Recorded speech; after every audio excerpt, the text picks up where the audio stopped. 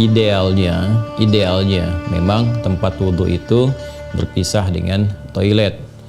Mengapa? Karena di dalam tempat wudhu itu kita juga menyertakan ya berbagai macam kalimat-kalimat thayyibah yang mengiringi proses wudhu, baik sebelum ataupun setelah wudhu itu dilangsungkan. Ya, bukankah kita saat berwudu kan mengucapkan bismillahirrahmanirrahim kan sebagai mula kita mengerjakan segala kebaikan dengan dasar yang Nabi sabdakan, kullu amrin tibalin la yubda'u fihi bismillahirrahmanirrahim fahuwa abtar.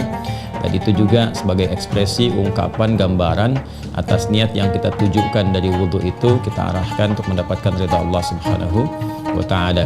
Kemudian juga di akhir wudhu kita juga kan berdoa ya kan dengan mengucapkan syahadatain, syahadu an la ilaha illallah, syahadu anna muhammadar rasulullah. Kemudian kita mengatakan Allahumma ja'alni minat tawwabin wa ja'alni minal mutatahhirin. Kalau kita mau kemudian tambahkan juga dengan doa wa ja'alni min ibadikas shalihin. Nah, sedangkan kalimat-kalimat thayyibah yang berupa permohonan-permohonan doa dalam kebaikan ataupun menyebut asma-asma yang mulia, nah itu kan umumnya tidak diutarakan saat kita berada di dalam toilet. Ya, karena toilet punya sifat tertentu ya, sifatnya hanya untuk menyalurkan atau membuang hadas baik yang sifatnya kecil ataupun juga besar dengan cara-cara tertentu yang boleh jadi juga melahirkan najis. Sedangkan wudhu itu ya tidak seketika juga menyatu dengan menghilangkan najis, bisa jadi hanya hadasnya saja, belum tentu ada najisnya kan. Sedangkan kalimat-kalimat thayyibah sangat tidak disukai diungkapkan dalam keadaan-keadaan kita masuk toilet. Karena itu saat masuk toilet kita kan berdoanya doa memohon perlindungan kepada Allah dari godaan-godaan setan yang berkumpul di tempat-tempat yang buruk ya, seperti toilet dan semisalnya. Allahumma inni a'udzubika minal khubuthi wal khaba'ith. Nah, kemudian ketika kita keluar, kita kan beristighfar tuh. Ghufranak gitu kan, ghufranak, mohon ampunanmu ya Allah. Nah, ada yang mendetilkan itu, kenapa kita minta ampunan ketika keluar? Karena kita menahan diri dari pengungkapan kalimat thayyibah yang biasanya kita ucapkan di setiap tempat gitu kan, istighfar, sholawat dan sebagainya. Nah, ketika itu terputus saat masuk toilet ya, seakan-akan ada sifat tawadhu, kita memohon ampunan karena nggak mampu mengungkapkan, karena itu tempat yang tidak pantas gitu kan, diungkapkan itu di tempat yang tidak sesuai. Maka ketika keluar kita mengatakan ghufranak kalau ada hal-hal yang tidak tepat di dalam dan tidak mampu mengerjakan hal yang biasa kita kerjakan. Itu adab saja, takdib di dalamnya. Nah, karena alasan inilah akan lebih bagus kalau tempat wudhu itu bisa terpisah sendiri dengan toilet, sehingga nanti kesempurnaan hal-hal yang mengiringi bisa dilakukan. Bila pun memang keadaannya tidak memungkinkan dan hanya ada itu dan bisa didapatkan di dalam berbagai kondisi ya, Anda ke mall misalnya kan, tidak ada tempat spesifik wudhu, taruhlah itu demikian kondisinya, atau bahkan dalam kondisi tertentu, bahkan saat haji atau umrah yang begitu padat tempat wudhunya misalnya, dan Anda hanya menemukan ada toilet tapi ada keran yang disiapkan terpisah gitu kan di dalamnya itu.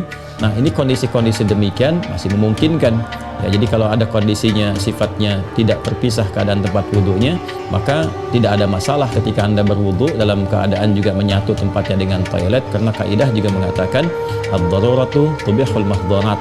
Kondisi-kondisi yang mendesak itu, kondisi-kondisi yang tidak biasa itu membolehkan, bahkan yang terlarang pun asalnya diperkenankan. Nah, ini kan sifatnya tidak terlarang, hanya tidak disukai gitu kan, makruh sifatnya, nggak ada nas haram di dalamnya, tapi sifatnya tidak disukai. Tidak disukainya itu karena kita tidak bisa mengungkapkan hal-hal baik yang mungkin kita bisa lakukan ya saat kita berwudu. Jadi kita berdoa harus keluar dulu setelah selesai wudu gitu kan, baru kemudian kita bisa berdoa. Ataupun bismillahirrahmanirrahim hanya kita bisa ungkapkan dalam hati, nggak bisa kita lafadzkan gitu kan. Doa-doa pun kita iringkan di dalam hati. Nah, itu hal-hal yang menjadikan kita kemudian tidak maksimal. Pun demikian juga ada satu kondisi lain, itu kan tempat berkumpulnya setan di tempat-tempat yang kurang bagus itu, sehingga godaan-godaan saat berwudu dan sebagainya, nah itu kadang-kadang lebih banyak. Nah, ini tentunya juga di satu sisi tidak berlaku juga ya kondisi ini saat misalnya kalau mandi besar, kadang-kadang kan juga tempatnya menyatu juga dengan toilet kan, mandi besar juga berlangsung wudu di dalamnya, gitu kan?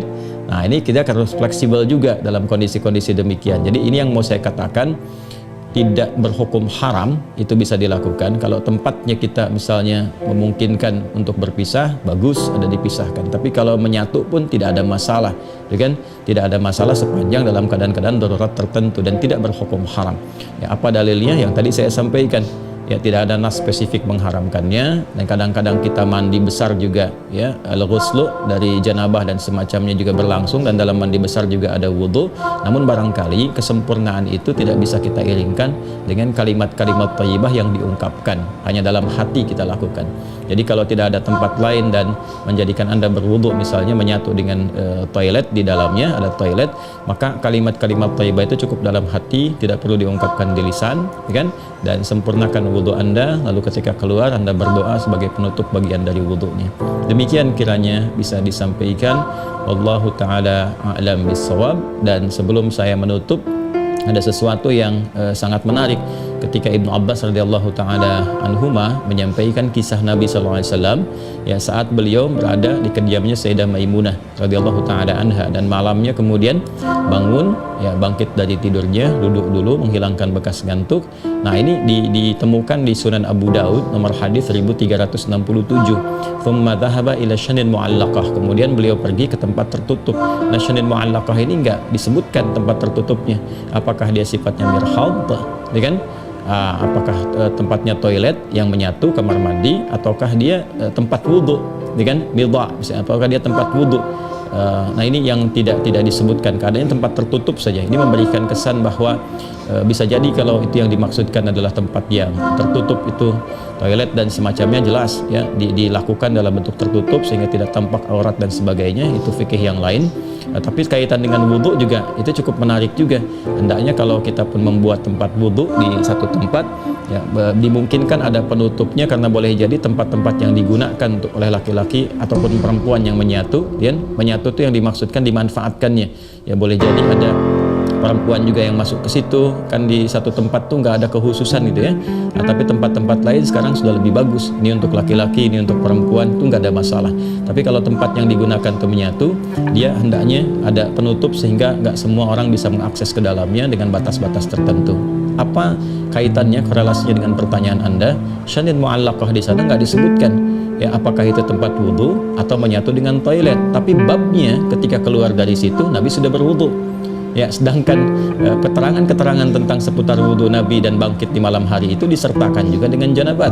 Artinya apa? Di kondisi-kondisi tertentu kan mandi, ya kan? Dalam mandi itu kemudian ada proses wudhu dan sebagainya. Ini menunjukkan kesan bahwa dalam mandi itu kan ada, selain hadas juga ada sifat-sifat lain yang dibersihkan, ya kan? Bisa jadi juga yang mengandung najis seperti buang air kecil, ya, dan sebagainya kan menyertai dalam mandi itu. Nah, ini memberikan kesan bahwa tidak ada hukum spesifik haram untuk mengerjakan wudhu di dalamnya, karena ada proses yang tadi saya sebutkan. Tapi lebih disukai kalau hanya untuk wudhu semata, tidak disertai dengan mandi yang lainnya, kalau ada tempat yang terpisah sehingga bisa menyempurnakan bacaan-bacaan yang dimaksudkan. Demikian Mas Wildan, ya, semoga bisa dipahami dengan baik. Allah Ta'ala alam.